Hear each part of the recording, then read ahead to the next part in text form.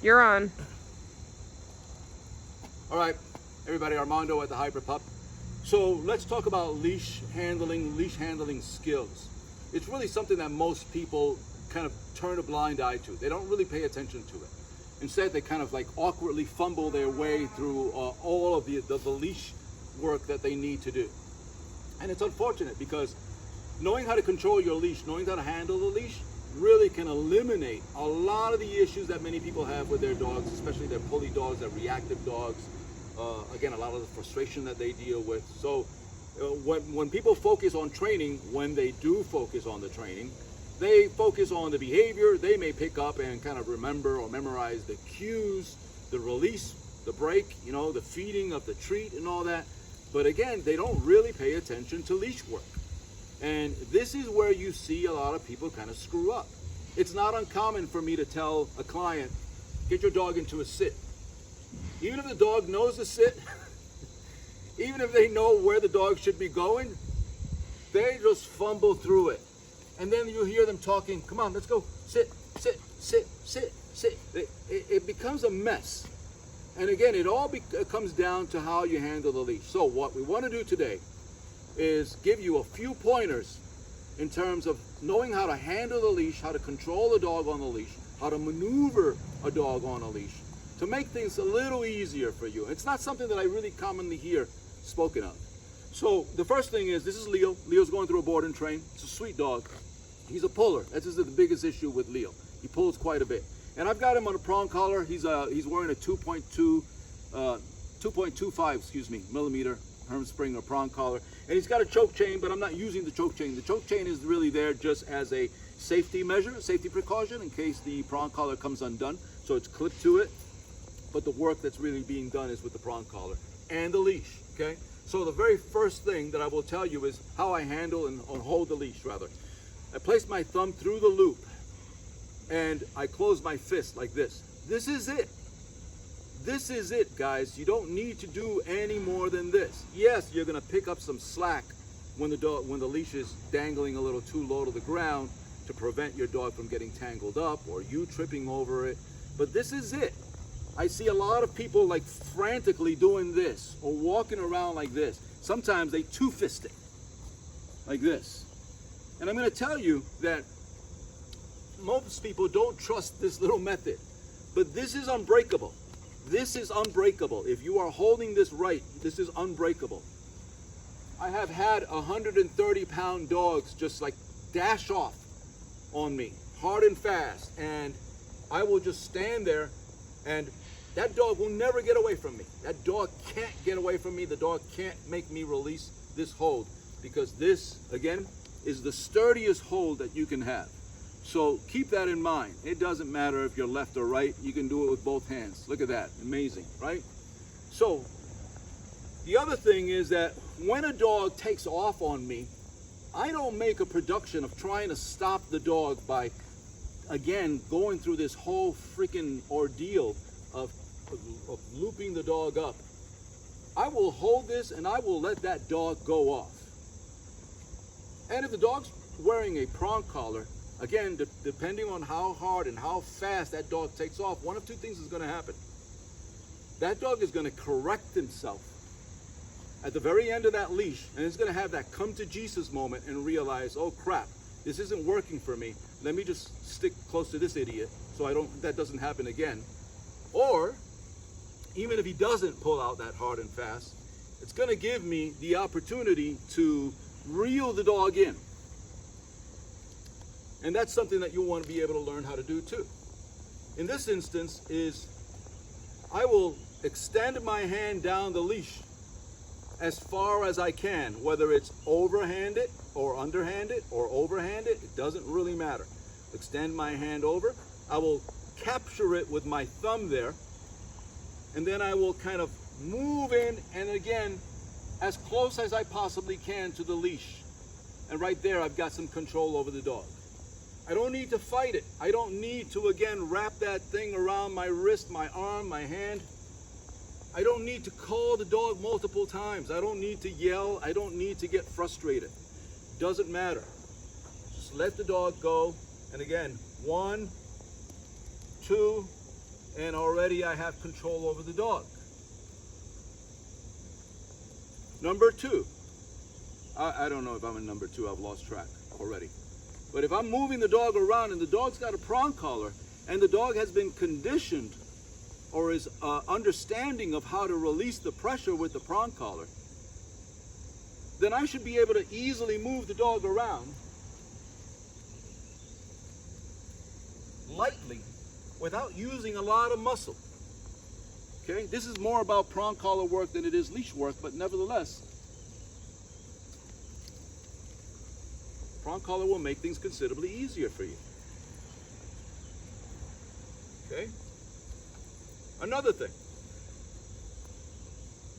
I have my own way of walking a dog on leash, but if I want to be able to have a free hand and walk the dog maybe on my left or my right, let's say I'm going to walk him on my right. And what I want to do is get the dog closer. What I will do is, again, I will go up to the end as far as I possibly can, or wherever it is that I want to hold that dog. Again, look at me, underhanded. My thumb will lock this in place, and now I will bring this leash over. I will swap my thumb there. See that loop? Double that up again, and now I can walk the dog in this manner. What do I see with many other people doing this? This is what I see. That's what I see. It just makes no sense. Don't do that. So again, even if it's on the left or the right hand, as close as you want it, bring this in, hold this down with your thumb, bring this in, swap it so that you place your thumb through the loop. Again, you've got this other loop, double it, triple it, and now you've got some control. Now let's say I'm walking the dog and I want to give the dog a potty break. I can give the dog a potty break and just tell him break. I've got my thumb through the loop here. That's it. That's it. Now I want, again, back, loop, loop, walk.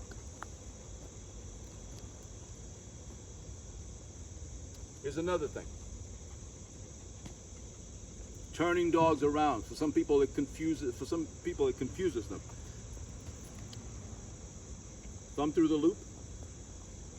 I have a little J curve here underneath my kneecap. If I want to turn this dog out, turn the dog around, and he's just like spaced out on anything, he's looking at that squirrel or whatever, that dog down the road. I'm just going to walk, and you see how that leash goes down by my kneecap? Place my arm by my side, static, and see, no matter where I go, this dog has no choice but to follow me because he's going to feel the pressure.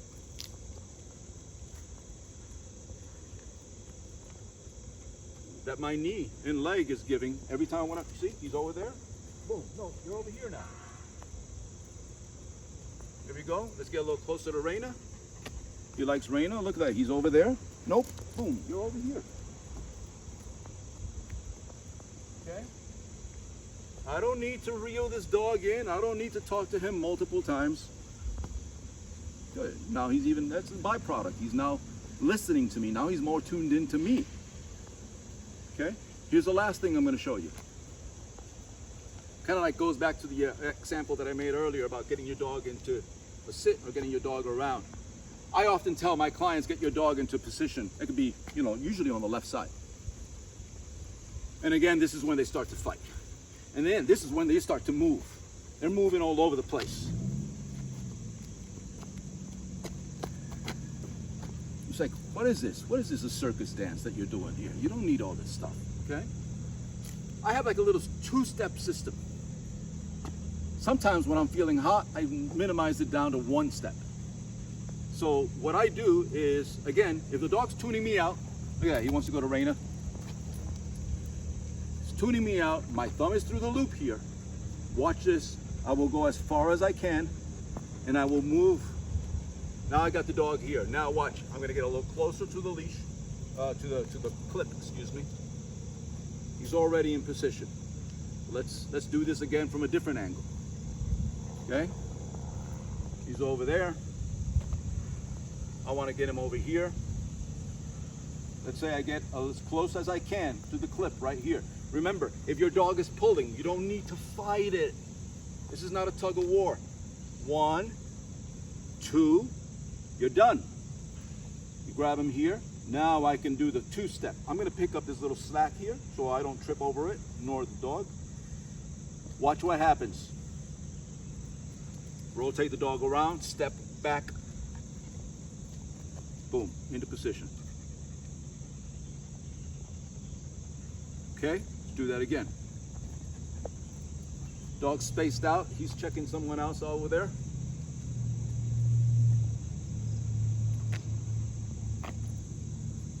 Now he wants to follow me everywhere. You have an uncooperative dog here. Again, I'm going in. 1, 2, close as possible. He's already on there, so let me change the angle here, okay? I want to get him on my left here. Step back, rotate the dog around, get back into position. That's it, okay? So, go ahead, sweetheart, go, baby. So it's a 2-step.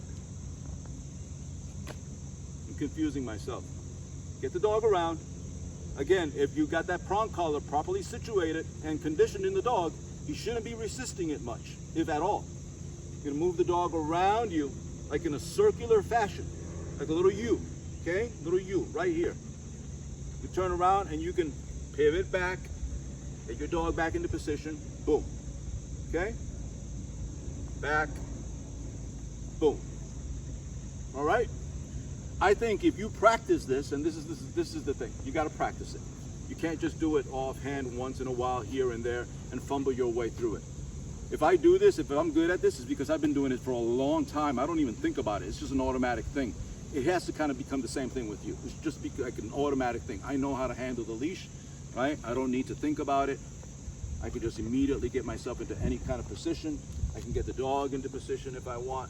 Like it's just an automatic thing when I'm dealing with a pulley, obnoxious dog.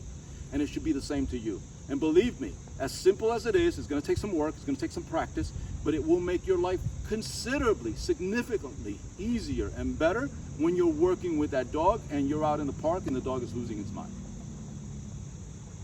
All right, give that a try.